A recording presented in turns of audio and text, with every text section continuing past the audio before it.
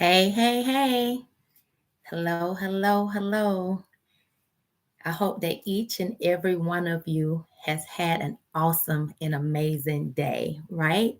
I'm Keisa, life strategist, speaker, author, and I empower women over 40 who are overwhelmed and stuck from the journey of divorce to reclaim their lives so that they can thrive and experience beautiful living. On your journey to reclaiming your life, I want to say like post divorce, right? Going through divorce is already like one thing, but post divorce, going through the journey of reclaiming your life and thriving after divorce, there are many emotions that you experience, like a whole lot of ups and downs, twists and turns, um, and because of this, setting boundaries will be the key component to moving forward. So let me tell you a little bit about me. I was married for 19 and a half years. Never in my wildest dreams did I think that I would experience divorce. I mean, it was a very, it was like the worst experience that I have ever been through. It was the worst feeling that I've ever felt. And at some point, um, on my journey to thriving after divorce, I had to set some boundaries. I had these boundaries in my head that only I knew that was there, and it was never communicated, right? And so it got to a point where I will feel not worthy or hurt, pain, um, like stupid, all these emotions because of these boundaries that I said to myself, I'm not going to allow this to happen. He not be able to do this again. They're not gonna be able to do this, like all these things. And when it happens, I'm going to be able to put my foot down and it's not going to happen anymore. And so for me, those boundaries were in my head, right? And when they happened repeatedly, um, I would have those feelings of feeling not worthy. Like, why can't you stand your ground? Can't you um why can't you like say no and tell them, stand to your boundaries? Well, one, because I never communicated what the boundary was. So I had to put on my big girl drawers and start to communicate what my boundaries were, because I had gotten so sick and tired of feeling that feeling. I didn't like that feeling that I was feeling when things would happen, when I would allow things that, all in the sake of love. It was hard because I still loved, my ex. And so it was hard sticking to them or even communicating them at one point. So I was left with these emotions that I shouldn't even have if only I had communicated those. So, boundaries are simply establishing what someone can or cannot do. It's drawing the line in the sand, whatever that is, drawing that hard line, saying, no, this is what we can do, and this is what we cannot do. And knowing what those consequences would be if those boundaries are stepped over, right? And so, but boundaries isn't just for your ex, boundaries are for you as well. Boundaries are for your children, boundaries are for your mom, your dad, siblings, family members, friends. Boundaries is for whoever needs it. When someone leaves you feeling in a way that is not pleasant to you, you have the choice to set a boundary and to make sure that you enforce that boundary so that, well, set the boundary, identify what it is, and I'll get to that in a little bit. And also not only identify what it is, but also make sure that you communicate that. And I'll talk about that a little later on. And so setting boundaries is, for me, what I would just say is just self-care, right? And it's crucial for several reasons. And the first reason is for your emotional healing. You have to, on the journey to thrive in post divorce, your emotions are all over the place. It is. Your emotions are all over the place. And because your emotions are all over the place, it's going to be very important that you identify what it is that you need and communicate that. Establishing emotional boundaries helps you with the healing process after a divorce. Emotional boundaries protect you from being constantly affected by the emotional ups and downs, twists and turns, roller coaster rides from your divorce. And they also allow you the space to heal and time that you need to heal and move forward. And so, setting boundaries, number one, it helps with your emotional healing. You may just need a moment where you're not talking to anybody about it. You may not want the phone calls for a second. You may just need to just be, as long as you are in a healthy state of mind.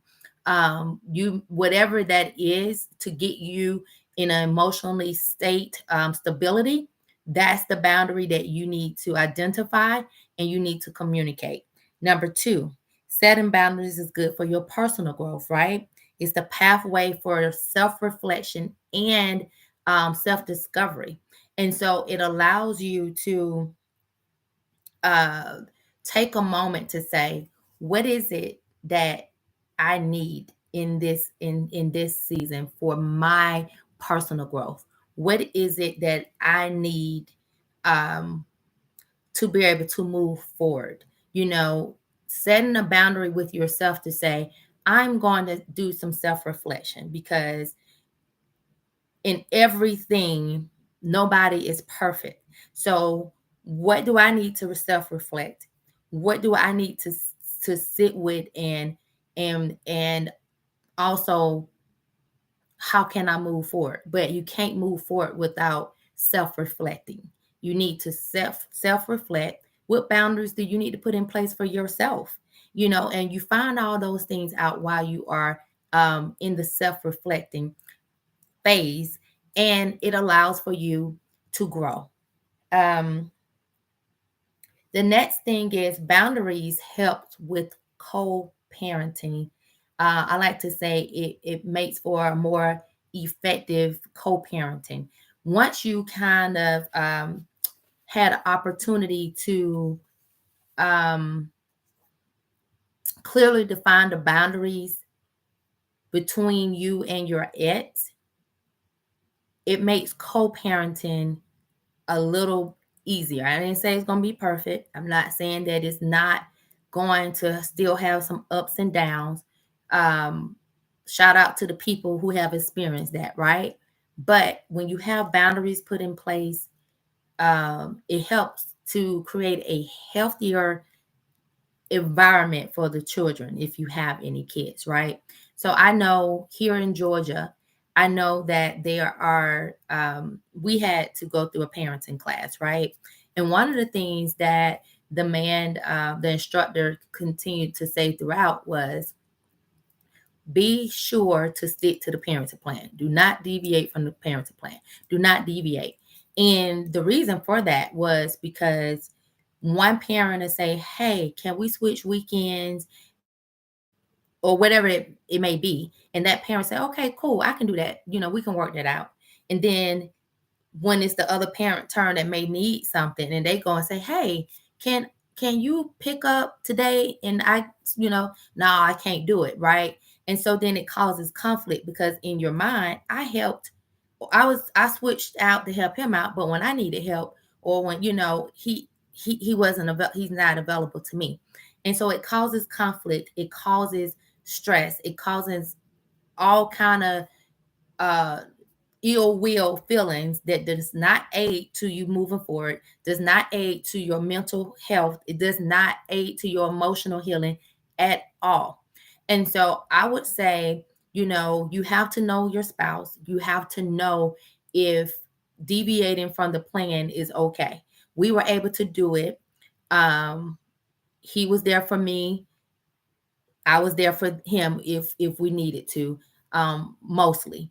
And but you have to know your spouse. You have to know, you know, if he do it for you, don't be don't be that person to be like, oh, but when he asked me, I ain't gonna do it. Don't do that. So if you one of those people, then just stick to the parenting plan. Okay. At the end of the day, what you want is a healthy environment for your children.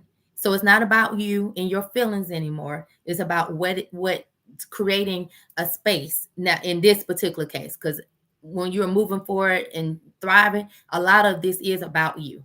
But in this particular case, when we're talking about co-parenting, the goal is to be able to create a healthy environment for your children. The next thing and reason why setting boundaries is important is because it helps protect your well-being. I've just been talking about your emotions, and I said at the very beginning that is self-care. Setting boundaries is self-care. It helps protect your mental and emotional well-being. And so when you setting boundaries, it's saying that I'm prioritizing my own needs, right?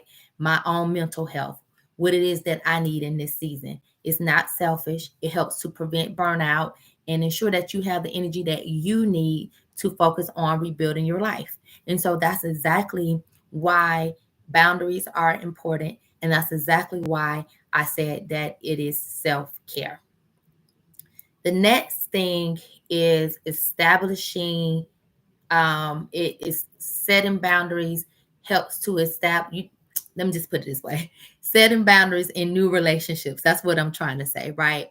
It's very important that when you are starting new relationships, whether it's with a potential partner, a new partner, or um, new friends relationships, because we know when you go through divorce, a lot of times the friends that you had that were mutual, they start picking sides potentially, or they don't pick a side, but fall by the wayside for both parties, right? And so as you moving through life and as you are rebuilding and rediscovering who you are and starting to, go out and try new things and do those things that you've always wanted to do, and you hadn't done it because you were too busy, not saying too busy, but you were living a life as a wife. And so a lot of times that comes with the children, the husband needs, everybody needs. And as women, we naturally put our needs on a back burner for whatever, for other people.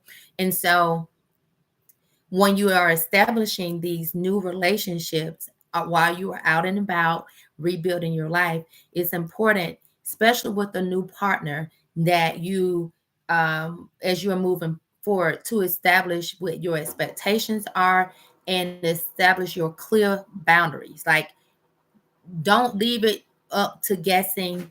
Don't leave it up to where they should know. No, because everybody that was probably before you might not had the same expectations, or might not have had the same requirements, right? Because we are all different. So don't just assume that they should know, right? They should no assume that they don't know, and that you need to communicate that. Okay. um the another reason why setting boundaries is important, well, I'll say you need to even set boundaries with your support system. I know they are your support system. I know they are there to help you along this way. I thank the Lord for my support system that I had along the way, because honey, when I tell you that I don't know what I would have been done without them, right? And so support systems are very important. the thing with my support system is that no one had experienced divorce, right? They could not um they could not feel the pain. They could not feel the pain of what I was feeling. Uh I don't know about you, but it felt worse than losing someone to death, and it's hard to even say that. That pain was unimaginable, right? And when you have a support system, they are there. They want, your best interest. Well, I will hope they want your best. They have your best interest at heart, and they want to see you smile again. They want to see you happy again. They want to see you full of joy again, right? And so when they are, sometimes when they are, in this, what can I do? I don't know what to do. I need to, I want to help her, right? They may not know the best way. And so I'm going to give you an example of something that you may have to set a boundary with, right? This is my own personal experience, right? So for me, no one had been divorced. Nobody had experienced it. They can only empathize, sympathize with me. They can cry with me. They can, listen to me. They can say, "What do you need in this moment?" Right? But they could not imagine the pain, right? And so on my journey to moving forward, I had just a few friends that felt like you just need to go on a date. Like, I don't even think that the divorce was completely final, or it might have been just final. I don't know. I think it might have been in the ending stage. I don't know. But it was somewhere in that very beginning stage of either post or at the very end, right? And I remember, them saying like, "Hey, you need to just go on a date. You need some male energy or something. You need something. Just won't you just go on a date, you know?" And I'm like, "What? Did you just suggest that I go on a date?" But my thing was, no, that's not what I want to do. That's not what I want to do. So I'm not going, I don't want to go on a date. And they continue over and over and over, like, seem like a lot of times. And I'm still saying, no, no, I don't, I'm not ready for that. And they said it one too many times. And at that point, I was like, okay, hold up. Let me just make sure you understand. Okay. One, I said I don't want to go on a date. Okay. Secondly, I'm not ready for that. I've been with my ex, for X amount of years. It is not just where I can just pick for me. Because I know some people out there that can just do it, right? For me, I just couldn't be like, okay, this is over next. I wasn't going to be no good for nobody else's son, period. Then they said, well, just go get the free meal. I don't need his free meal. I got food in there. I don't want to sit across and pretend and lead nobody on at all. And so I had to communicate that. And I had to tell them, look, I'm not ready for that. It's not a just get up, move on. It's not just a move on with my life. It's not that at all. Okay? It's not that. I need time to heal. I need time to sit with Keisa and self-reflect. I need time to learn how to spend this time by myself, learn how to leave out the house by myself and go do some of the things that we used to do together by myself. I need to learn how to be with Keisa, because for all these years, including my teenage years, so a total for 25 years, right, of being with this person, like, I need to know I'm not ready for that. And I need I need y'all to respect that. And if you bring it up to me again, we will not talk for a period of time. And they apologized, and they were able to, and I knew it wasn't from a place of malice. They apologized, and they simply said, we just wanted to help when we didn't know what to do. And we just felt like if you just go on a date, maybe that would help. And I forgave them, and I knew it was strictly out of like, what can we do, what can we do, like, and so, but I had to set a boundary even with my support system, like, hey, I don't need y'all to keep telling me to move forward, go and do these things. That's not where I'm at right now. What I need is for y'all to probably pray for me, check on me, whatever those things were. And I was able to communicate those things. um the next thing, the reason why boundaries are good is it helps to reduce stress and anxiety. If when you have boundaries in place for certain things, it helps you to reduce the unwanted, unneeded stress and the anxiety that comes with people crossing over boundaries that you haven't even communicated or set, right? um and it also encourages respect.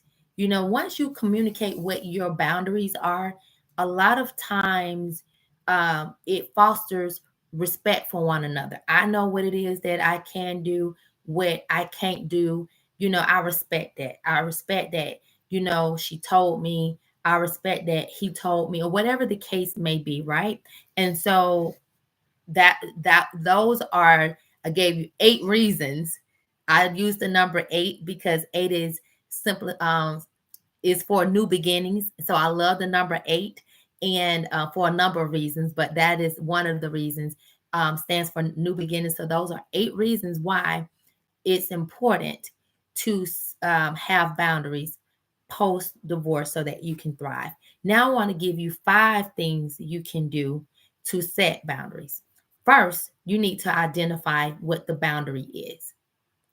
You have to identify what the boundary is. Nobody know what you need. Nobody can read your mind. You have to do your own reflection. You have to sit with yourself, and when certain things happen, sit with how that feels and say, I don't like how this feels. I need to I need to identify this, and I need to be able to say this is what we're going to do, right?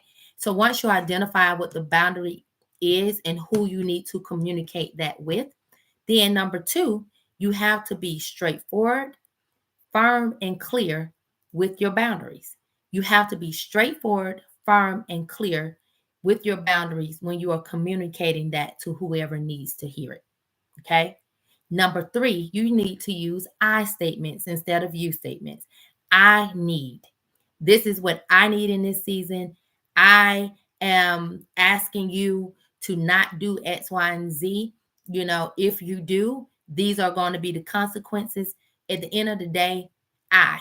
It is okay to say I in what you need in this season in life, period. Okay. Number 4, learn to say no. As women, we say yes way too many, too much. We say yes. No is not a bad word. And in this season of life, you need to learn to say no. Everything is not an emergency. Say no to even yourself. Keisa, you don't need that. No, that's a boundary. Okay. You said you want to lose 10 pounds, but you over here trying to get into this pound cake. No, your boundary is no sweets, because you on this journey to being finer. Okay. So whatever that is, your boundaries, saying no to the children, saying no to your ex, saying no to your parents, your friends, no is a good word. Okay. And it helps you um on your emotional journey. It helps you to be able to thrive. It helps you to be able to heal. It is a good word. Start using it. And the last thing, the 5th thing is keep emotions out of it. Point blank, period. Keep emotions out of it. When you're setting boundaries, you got to you got to put on your big girl drawers, okay? You can't be like, okay, I can't, I can't do it, because let me tell you, in the beginning, it was kind of hard. I'm not gonna lie, because I loved him. And I, was like, ugh, right? But even with the kids, it was hard because you're like, but no, you have to get to the point, like I said, you have to put on your big girl drawers. You have to remove your emotions out. You have to identify what that boundary is. You need to be able to communicate it straightforward, firm, and clear with the person or people that needs to hear it. You need to use I statements. You need to learn to say no, and you got to take your emotions out of it. You are got to take your emotions out of it. So those are the 5 things to do, or 5 ways, or to set a boundary. That's how you start to set boundaries with people. For more, I would love to hear what boundaries you want or need to set. Comment below.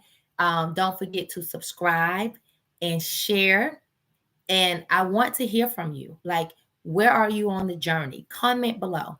What is it that you are needing? What boundaries are you needing to be set? Comment below. And don't forget to share this, like, and subscribe. Until next time, know that I love you. I am cheering for you. And there is beautiful living that awaits you on the other side of the divorce. All right. Good night.